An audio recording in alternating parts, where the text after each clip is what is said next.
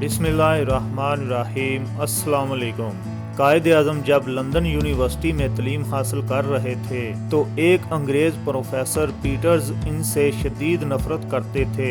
एक दिन professor dining room में लंच कर रहे थे तो जिनाह भी अपनी ट्रे लेकर इसी टेबल पर बैठ गए। प्रोफेसर को अच्छा ना लगा और इसने जिनाह को कहा, क्या आपको नहीं पता कि एक परिंदा और सूअर साथ बैठकर नहीं खा सकते?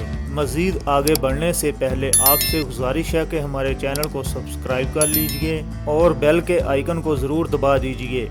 जिनाह ने पुरइत्मीनान लहजे में जवाब दिया कि आप परेशान ना हों, I will fly to other table. Jinnah के इस जवाब पर प्रोफेसर इंतकाम का फैसला कर लिया। अगले ही दिन प्रोफेसर ने जिनाह से सवाल किया कि अगर तुमको रास्ते में दो बैग मिलें और एक में दौलत और दूसरे में दनाई हो तो तुम किसको उठाओगे?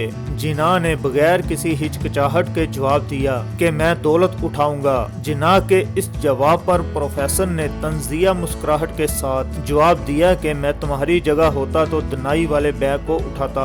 जिनाह ने जवाब दिया कि हर इंसान वही चीज़ चाहता है जो इसके पास नहीं होती। तो दोस्तों, जिनाह की हाजिर दिमागी कैसी लगी कमेंट्स में ज़रूर बताइएगा। इसी के साथ हम इजाज़त चाहते हैं। अल्लाह हाफिज़।